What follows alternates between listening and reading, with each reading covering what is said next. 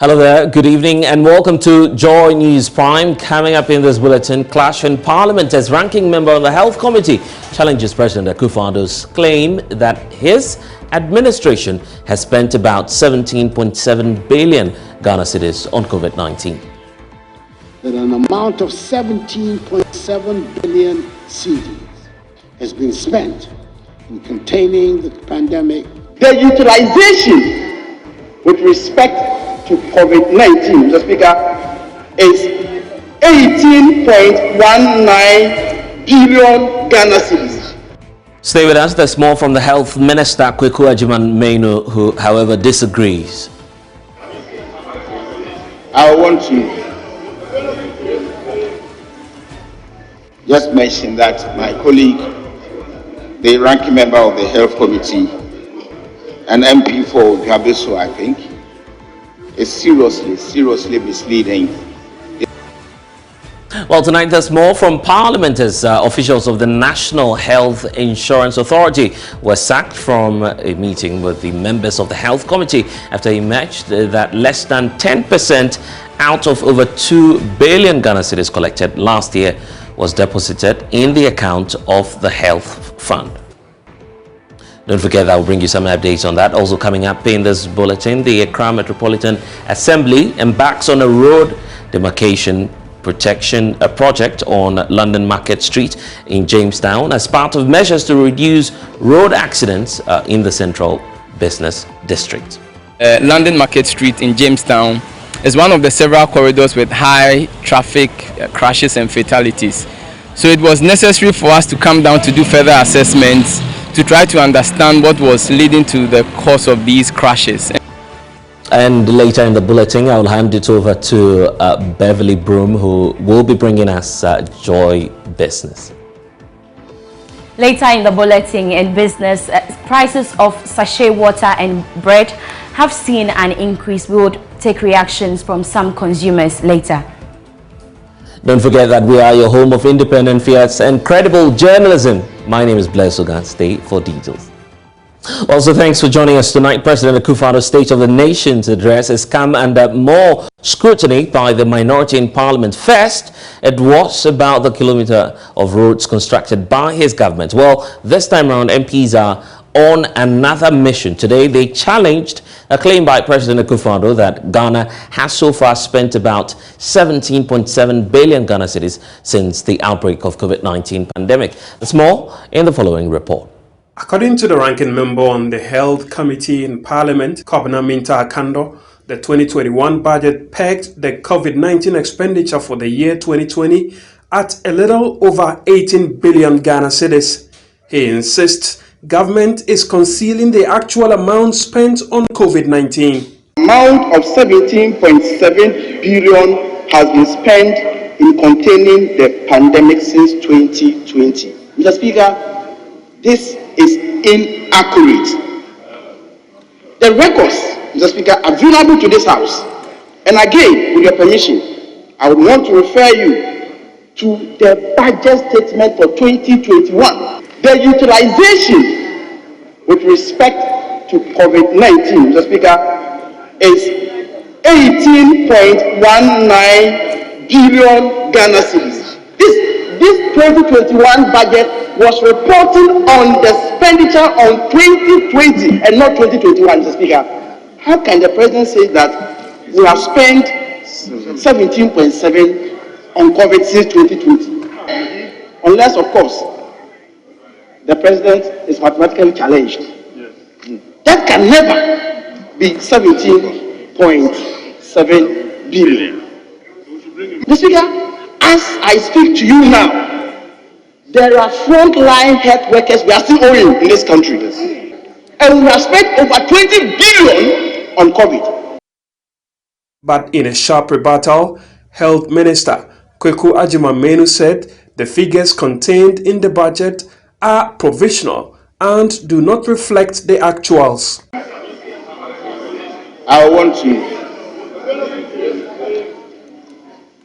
just mention that my colleague, the ranking member of the Health Committee, an MP for Gabeso, I think, is seriously misleading this House the numbers of COVID expenditures mentioning from the budget and actuals without any serious reconciliation on his part to give us where we are getting things wrong. Mr. Speaker, things that are put in the budget, he knows, are always provisional. He knows this. They can never be valid numbers. And provisional figures are always reviewed when actuals are captured. So I'm surprised that he's using provisional figures, comparing with actuals, and throwing dust into the eyes of everybody. I have said in this chamber on several occasions that if you take our time for auditors to go through misclassifications and whatever it is, till they come out with proper, correct values, you can't be using budget estimates to come here to throw dust into the eyes of every people. And I believe very much that the finance minister at the appropriate time will come with proper figures, just like have been mentioned by the president in his speech. And you can't go away from that fact. Still in Parliament, tempers flared in the chamber when Member of Parliament for Norton, Samuel Okujeto-Blakwa, accused President Akufo-Addo of violating the country's laws by failing to make public the list of staffers at the presidency. This accusation didn't go down well with MP for Futu Alexander Apenyo-Markin, who issued a strong rebuttal. Listen. Mr. Speaker, Section 11 of the Presidential Office Act relates to an annual report. The head note is annual report. And it provides, Mr. Speaker, with your permission, I read, the President shall, within 3 months after the end of each financial year, submit to Parliament an annual report containing the following information. A, the number of presidential staff employed at the office. B, the rank or grade of such staff. And C, employees in the other public services assigned to the office. So, Mr. Speaker, today is the 1st of April. The President is in clear breach of the Presidential Office Act. I recall that some 3 weeks ago, I raised this matter and urged the majority leader to liaise with the presidency to present this annual report and comply with the Presidential Office Act. Mr. Speaker, that has not been done. We still do not have the annual report on the staffing status at the presidency. And Mr. Speaker, we cannot accept this as a House. If these delays continue, it undermines the authority of this institution. And I recall that virtually every year, the President is in breach of this provision, and I have to be screaming and crying and yelling before the presidency will comply. Every year, the records are there. You can check. If you Google, it's all over. And you wonder why it has to take a lot of hue and cry to get the president who likes to project himself as the paragon of the rule of law to be violating the laws of our country in such a violent manner. You made your point. Why Mr. President who projecting, I mean, I wouldn't want to repeat that, but it's unnecessary. Yes, it is unnecessary to do that, to say that. Make the point.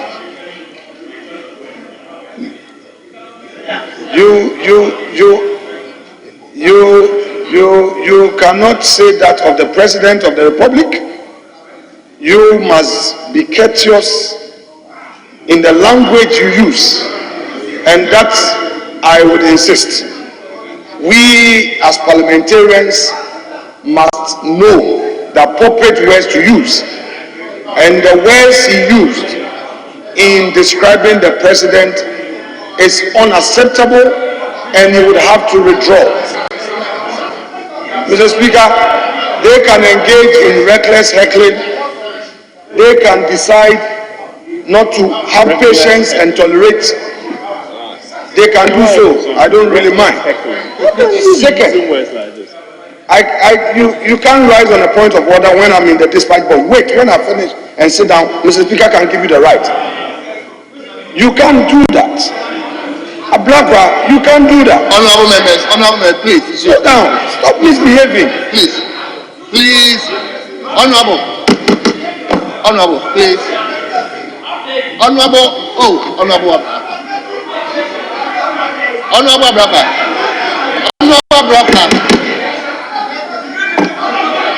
Abraka, please. You take your seat. I'll call you. Mr. President, a member of parliament does not have the liberty to attack the integrity of the president. And I say that the words he used to describe the president, he must withdraw. Honorable Okudiato Ablakwa must withdraw that statement. He must withdraw. You cannot say the president described himself as blah blah. I will repeat it, but the records are there. You will withdraw it. You will withdraw. You will withdraw. Ablakwa, you will withdraw. You will not say that of the president. You withdraw.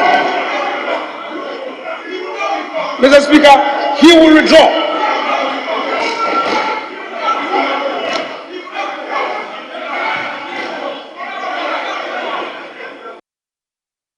Also, a lot more happened in Parliament. Officials of the National Health Authority were sacked from a meeting with members of the Health Committee after it emerged that less than 10% of a total of about 2 billion Ghana cedis collected last year was deposited into the Health Fund, representing about 127 million Ghana cedis. According to the ranking member on the Health Committee, Demarcation, all monies collected must be lodged into the schemes fund within 30 days, a situation he believes was disregarded by officials of the NHIA. The officials had come to meet the committee for the approval of their formula for this year, but the Joboso MP observed that until the law is complied with, the committee will not approve the said formula.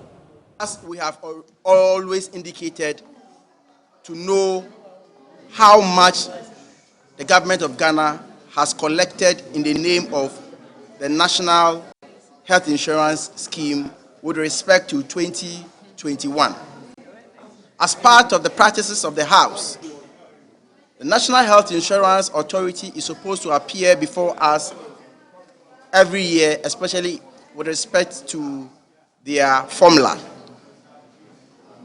Fortunately, today, as part of the procedures, they appeared before the Parliamentary Select Committee on Health. They presented a document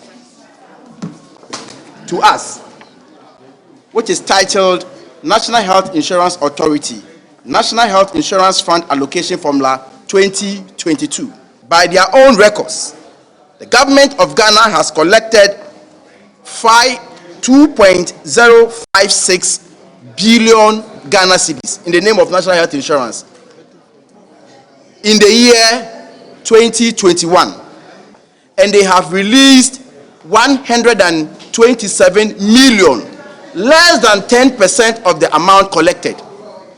When we consider the 2022 budget, of which an appropriation act has been passed, we approved an amount of about 3.3 billion Ghana cedis.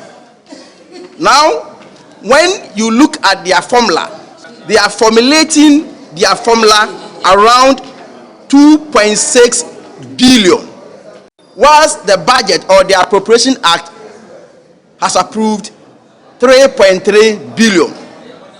Clearly, there is some disparity.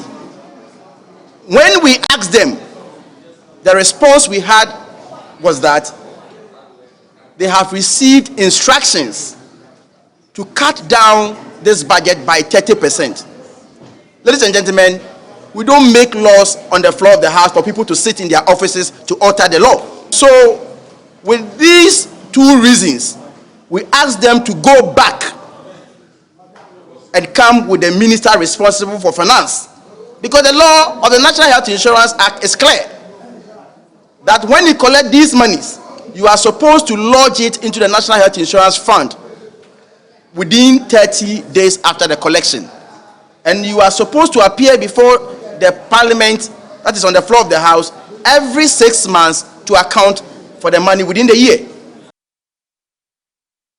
Well, the NPP youth in the Himan Lower Denture area appealing to the president and the New Patriotic Party National Executive to call the CEO of the Exim Bank, Lawrence Agyemang, to order. According to the youth, the Exim Bank CEO is undermining the work of the MP, Bright Recruit-Brobe, in the area and causing disaffection in the party. The youth believe the events of the polling station elections and the chaos that erupted in the constituency could cost the party the seat in the 2024 election. Speaking at a press conference at Himan, youth organizer of the party, Aliu Sumaila, stated that Mr. Agyemang has been inciting the youth using money to distract the MP, who is also the Deputy Minister for Employment and Labour Relations. Richard Kojo Nyako has the rest of the story. The NPP in the Himan Lower Denture constituency has been in some confusion lately following the polling stations elections that took place there. Two factions have emerged. While one says the elections were duly conducted, the other faction holds the view that no polling stations elections took place there and that there were acclamations that were done at their blind side. Some supporters and polling station aspirants thus besieged the party's regional office, calling on the party to intervene in an election they had described as fraudulent. At a news conference at Chufo Himan, constituency youth organizer Aliu Sumaila called on the NPP leadership and the president to call the Exim Bank CEO to order. These are individuals, majority of whom are NDC sympathizers, lined up and employed by Mr. Lawrence Agyemang to create disaffection for the party and the Honourable Member of Parliament, Honourable Lawyer Bright Recruit-Brobe, since January 2021, immediately after the 2020 elections. Himan Lower Denture has witnessed some individuals, one, insulting and attacking the MP on various social media and traditional media, two, inciting people to boycott activities and programs organized by the MP and the constituency leadership. 3, unprovoked attack on the respected regional chairman and other executives, and running of power administration. Several attempts by the powers that be to bring them on board have failed. This approach follows attempts by the CEO of Exim Bank and his cohort of preaching skirt and blouse to cause the loss of the parliamentary candidate of the constituency, Honourable Bright Recruit-Brobe, which failed. This, among other factors, caused the MP to get more than 2,000 votes, less than what the presidential candidate got in 2020 elections. The personal interests of these individuals are seriously affecting the fortunes of the NPP in this constituency. To touch on the elections, I am surprised to hear no elections were conducted in the constituency at all. If they claim no elections were conducted, why did they chase the election committee with armed men on election grounds? Why did they ask some members of theirs not to participate in the election because they were not ready? I want to end by respectfully calling on the President of the Republic, the Vice President, and the entire leadership of the NPP to call Mr. Lawrence Agyemang to order, because he is the paramount beneficiary of the power we have now.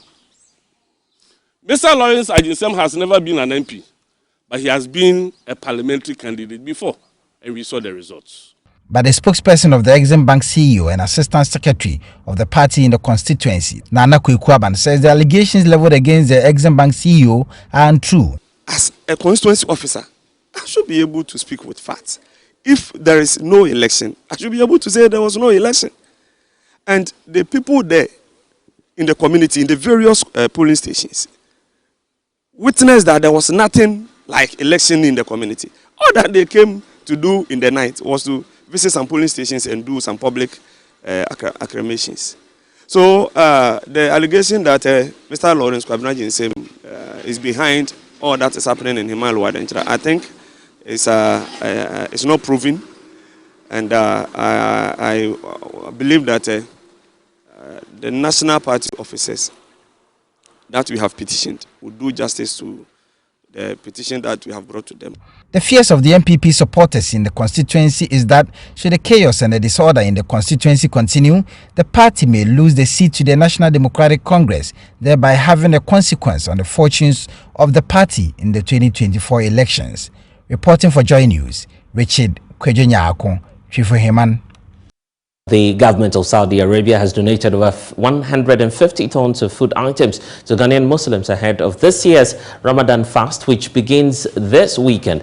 The donation forms part of the TAM project, which was solely funded by the King Salman Humanitarian and Relief Center. At a presentation ceremony in Accra, Saudi Arabian ambassador to Ghana, Mesha bin Hamdan Arogi, said the donation will actually provide relief to about 15,000 families across the country. The items donated include rice, maize, beans, cooking oil, among others.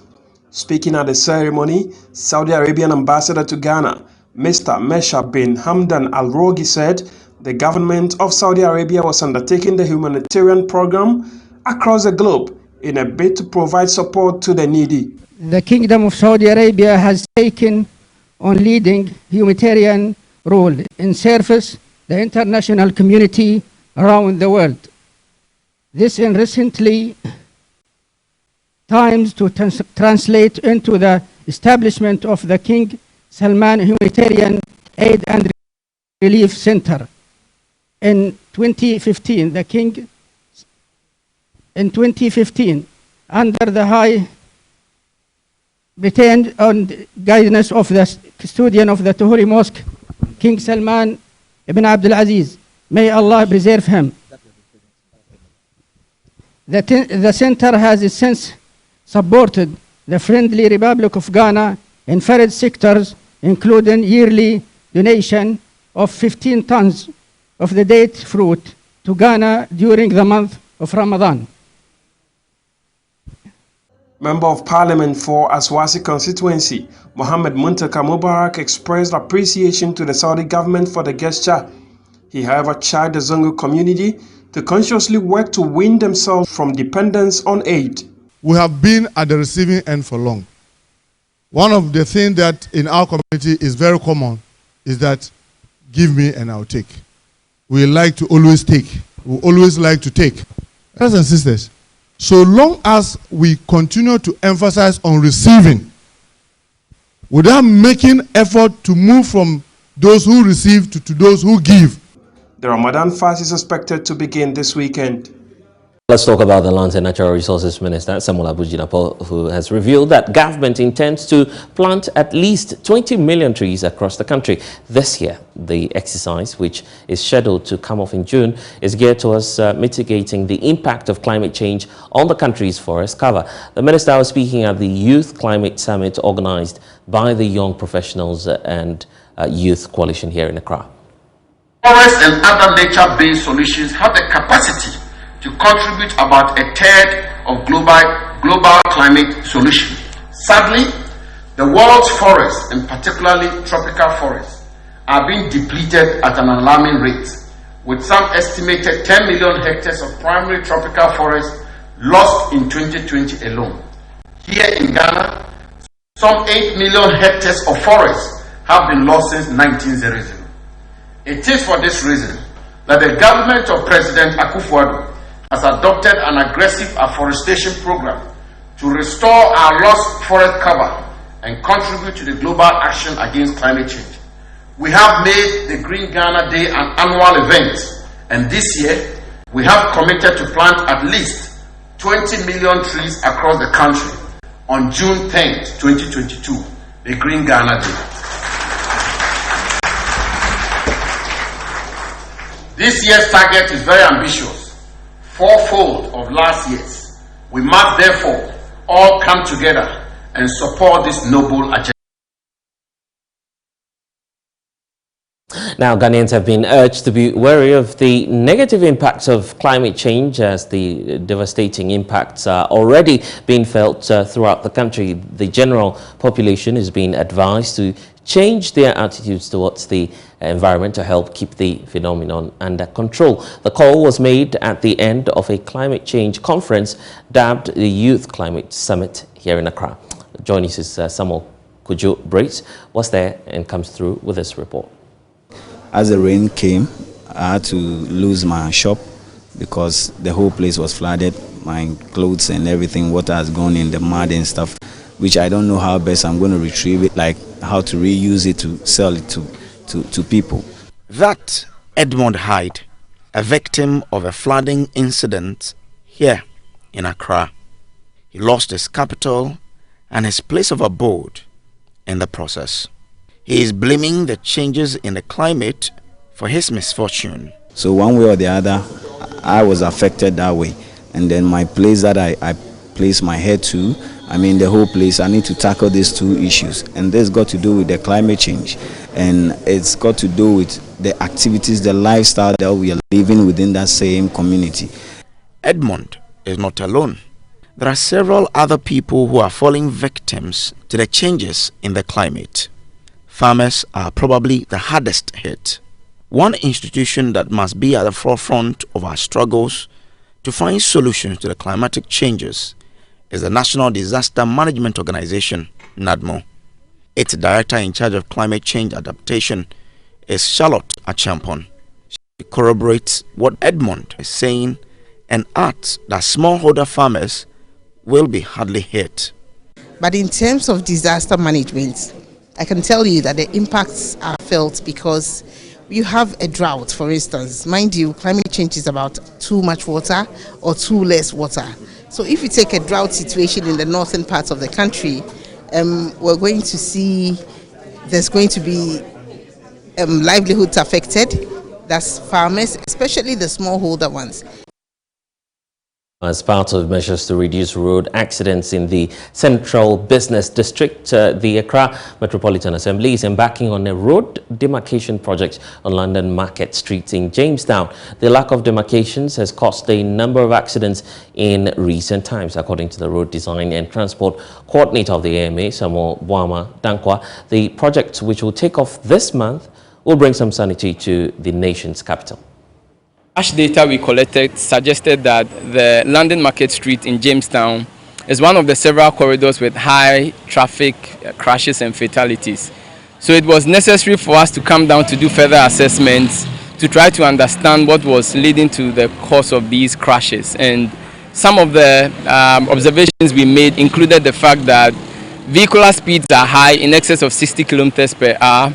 Traffic volumes are also extremely high. In addition to that, pedestrian-related activities are high. So a combination of these creates a lot of pedestrian vehicular crashes. And so it was necessary to propose interventions that will help to ameliorate the extent of crashes on this corridor. A number of the interventions we've proposed include the posting of the 30 km per hour speed limit sign, because currently there exists no speed limit sign on the entire 340-meter stretch of this corridor. In addition, there are no road line markings, and so vehicles are unable to drive within a specific lane. So we are marking the road lines to ensure that these communicate adequately to motorists. In addition to this, we are also introducing what we call the raised pedestrian crossing. And traditionally, you have a speed hump and you have a pedestrian crossing at different locations. But we are superimposing the pedestrian crossing onto the speed table to have it at one location, so that it will play the dual role of calming traffic and also permitting pedestrians to cross at the same location. We are also introducing some rumble strips, and all these are geared towards calming down traffic so that pedestrians can cross safely. We are also introducing some perspective of an urban artistic feature so that pedestrians who are using this stretch will have a feel of the community in which they are walking, so that at least pedestrians would also feel safe in using this space. You see a number of schools located here as well, so we are designating this location as a school zone, and so there will be a school zone sign placed there to communicate adequately to motorists to observe the safety precautions and to ensure that speeds are reduced once they get into this catchment area. Hopefully from next week, latest by the 6th of April, work should start, and it is estimated that it will take about 2 months, a little over 2 months to complete.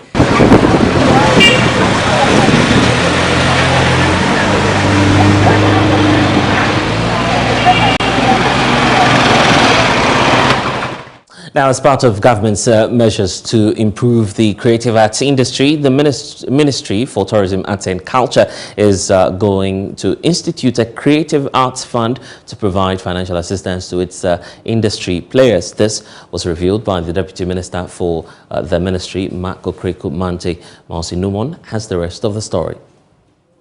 Speaking at the launch of JACCD Institute's Africa's campus at North Legon, Deputy Minister Marco Creco-Mante said government is committed to fostering a supportive environment for creative arts professionals.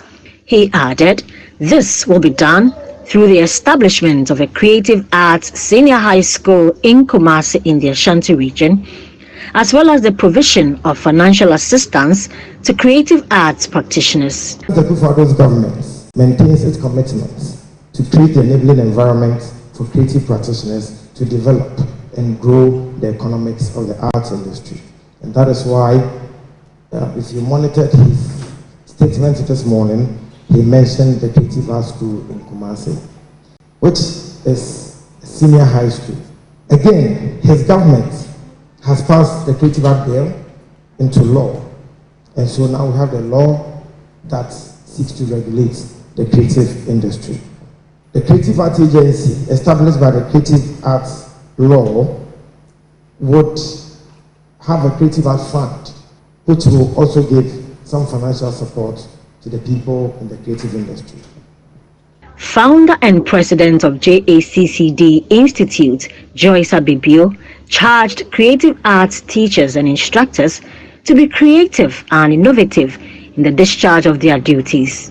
She was hopeful the contribution made by the creative arts industry to national development will be sustained. I look forward to the university that will teach our students to be creative, imaginative, to think originality and unconventionally, to push boundaries, but above all, to teach them to be ethical, professionals, and inclusive, and of course, embrace the unknown. We are not here to reinvent the wheel, as they have been done 1,000 times, but we are here to assist our students in Africa and beyond to take the wheel and add their own solutions to make it better.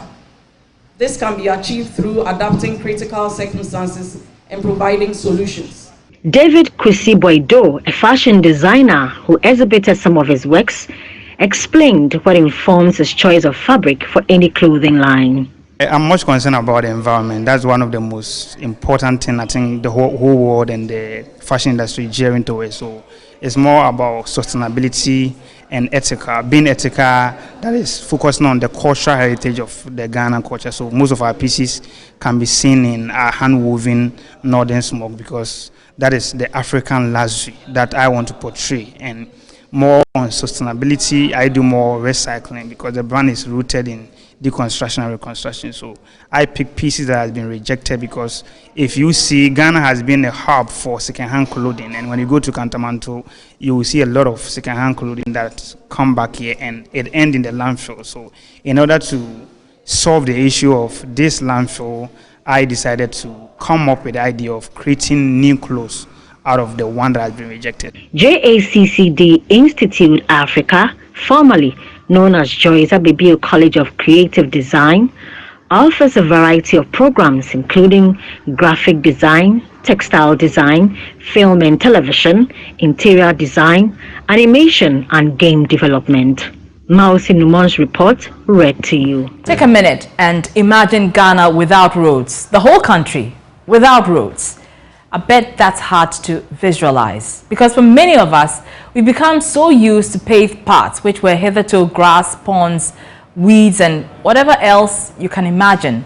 But thanks to civilization, we have seen how roads open up areas and stimulate economic and social development. In fact, I have heard it said elsewhere that roads are the arteries through which the economy pulses. Wow. By linking producers to markets, by linking workers to jobs, students to school, and the sick to hospitals, the importance of roads to any development agenda cannot be overemphasized. We have become used to roads in our way of living, and so sometimes it is easy to take it for granted and politicize it, such as what we witnessed in Parliament this week after President Akufo-Addo, in his State of the Nation address, declared his administration as having built more roads than any other. In the 5 years of my government, so far, more roads have been built, improved, and upgraded than that at any equivalent period under any government in the history of Ghana. Some 10,885 kilometers of new roads have been constructed in these 5 years. Of course, the minority NDC was not one to let its major political opponent have the better of them. They immediately poo-pooed the president's claim. Mr. President, you wanted us to come together with you, but I don't want to be with you as a liar. You lied, Mr. President. The roads you said you've worked on, not constructed, worked on, which include re-graveling, graveling, Ashwati Valley, it's only 4,200 kilometers. Mr. President, how do you want the whole country, including pastors or Muslims, to be with you in your game of lying? We cannot be with you. So that has sparked a debate which has been raging since the president's address. You have the opposition attacking and the government defending its position. The governing MPP insisted the president did no wrong. The Ministry of Roads and Highways have categorized its roads or its programs or its activities in several categories. So we have roads that are being undertaken by feeder roads, that also undertaken by urban roads, and that undertaken by highways, Ghana Highways Authority. Among all these three categories is feeder road, which has the largest network, almost about 48,000 kilometers. The president's statement or figure of 10,875 that was put out is an accurate figure. But in spite of the fact that the NDC is unable to provide up-to-date figures to back their claims, or in this case, disprove the government's figures, it is adamant the MPP is pulling the wool over our eyes. As we speak, the presidency or the Ministry of Roads and Highways does not have the data to back the 10,800 kilometers of roads that the president mentioned. So, having been pushed into a corner, the Roads Ministry had no option but to release a statement justifying the president's claims. This is what it says, and it shows on the screen: critical roads, mainly GHA, 3.12.74, and it goes on, and it comes down to a total of over 10,000, actually, grand total in kilometers, over 10,000, as you can see then. This is up to February 2022. So those are the figures from the Roads Ministry, and the debate rages on. But what many fail to see is that it has just been about the numbers. How many new roads have been built, who built more roads, who is lying, who is not. Politically, that's fair. I mean, it's also fair that the president taps himself on the back for being able to add new roads and patch old ones. But is there a time when this debate will go just beyond the numbers? A time when poor and motorable roads will be so hard to find? A time when the over 70,000 kilometers of roads in Ghana are not as deadly as some have become? I'm sure the people in government have traveled the length and breadth of this country, especially in the lead up to the elections. You see the terrible roads from Takoradi to Takwa, a road linking two major cities, but it's so bad, you wonder if anyone in authority has seen it. We know you do. At least you have DCEs and MCEs representing the president in these areas. And have you seen the stretch from Kumasi through to Tepa and Hwidim? Many of these roads are so bad, you're almost always likely to burst a tire or change a shock after a trip on them. See, the people of Ghana are not looking for any great miracles. They're looking for simple things: water to drink, electricity to give them light, schools for their children to attend, and roads on which they can reach the people offering these services.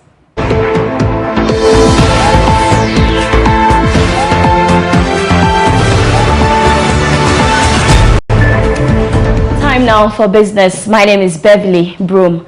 Some consumers of sachet and bottled water are hesitant to accept an increment of what they say is a human basic need. According to the Association of Producers, the retail price of a bag of sachet water would increase from 6 to 8 cedis effective today, Friday. Many say they will devise a strategy to meet the new demand. Mona Lisa Frimpong has the rest of the story. The National Association of Sachet and Packaged Water Producers say the new price of packaged water is informed by the increasing cost of raw materials and fuel. When the new pricing regime kicks in, a sachet of water should sell at 40 pesos. Retailers in the Kumasi metropolis are frustrated at the move. Currently, many say the daily sales of packaged water have dropped. Says almost 5 cedis. You find 6 cedis. 6 cedis no turn out with 1 cedi. I make profit of 1 Ghana cedis per bag. So, we store no so out in so we lances. And so I fee 3 million.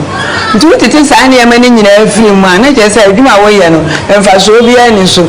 The price of sachet water was recently increased to 30 pesos, but consumers insist on buying at 20 pesos to the disadvantage of retailers.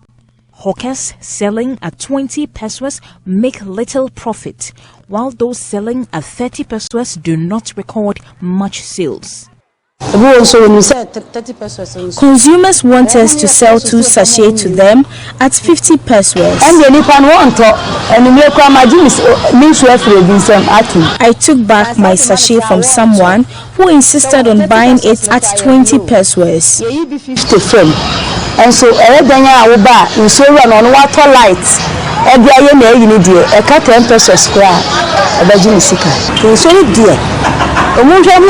we do not get any profit from our sales. Retailers are recording a reduction in the quantity of bags of sachet water and boxes of bottled water.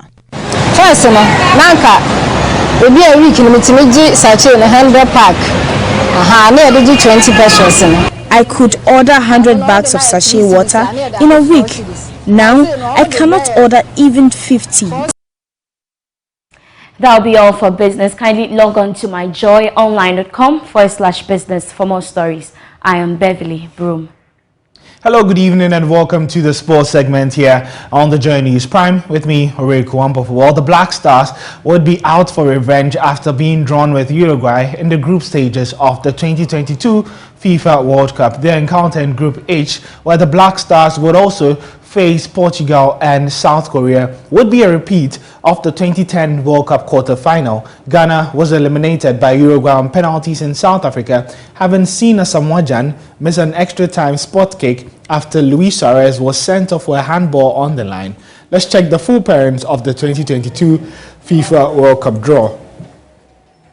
In Group A, we have host Qatar, Ecuador, Netherlands, alongside Africa Cup of Nations champion Senegal.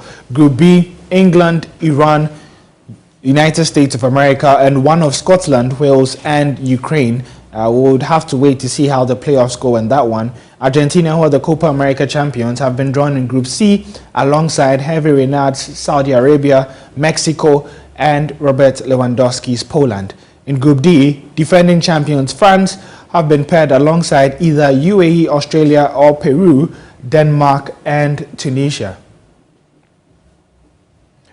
In Group E, sees probably the closest to the group of death, where Spain are alongside Germany, Japan, and then one of Costa Rica and New Zealand. Group F sees Belgium, Canada, who returned to the World Cup after 36 years, Morocco, and then Croatia. In Group G, there is Brazil, Serbia, Switzerland, Cameroon, and in Group H, as I rightly mentioned earlier, Portugal alongside Ghana, Uruguay, and South Korea. Well, in terms of the permutations, Ghana, if they do progress, would be facing someone from Group G. So if the Black Stars finish second, they'll be facing the likely winner of Group G. That would probably be Brazil if they do so. And so that's in terms of the permutations for the round of 16, potentially for the Black Stars. My name is Oreo Kwampov, and that's how we wrap up the sports here. You can get some more reactions and behind the scenes from the World Cup draw on our social media handles at Joy Sports GH, and then on my Joy Online /sports as well. Well, so it's time to check out what's happening in the world of entertainment. Guess what? IB is here. Yes, and thank still God it's Friday. Yeah, thank God it's Friday. But still, the movie industry is still being brought under scrutiny. Right. And on Showbiz ATD over the last weekend, it was a topic for discussion why we are not being able to accept our own. David Onto, who is the chairman or who chairs the National Film Authority, was in the studio, and he believes that the movie industry is still there. It's not as dead as people are saying, but we ourselves are not proud of ourselves as a people. That is why we can't accept what we have here in this country. I think we as a people are not proud of ourselves. When we talk about Ghanaian pride, I wonder what exactly we want to talk about, because we do not make ourselves available for succeeding generations to learn from ourselves. What I mean is, you go to any school in this country, among their extracurricular activities, you hardly find anything cultural. You know, we have tangible and intangible cultural heritage. And all these are manifest in our lives, physically, and also partially mentally and, socially, whatever. All those things are missing on the new kids that are coming. So they have no idea what is the locus. If you want to call yourself a Ghanaian, around what, are you building your life as a Ghanaian? So the person grows up, and it will not be his fault. He's not even heard Ejeku Nimo's music before, because the educational system he's passed through, that thing has never been made available to him. If it is culture. So this is coming from a veteran. Yeah, a veteran. So we'll see how that goes. But obviously, there's a lot of excitement in the Joy newsroom as well. David Sechi is celebrating his birthday. Yes, so, and it's Rep Your Jersey 2022 edition at the Aviation Social Center on the 28th of May. Right. So don't forget about that. David Sechi, happy birthday once more going out to you. But that's all we have for you here on Joy News Prime. I am Blessed Ogan. Log on to myjoyonline.com. We have updates on our stories for you there.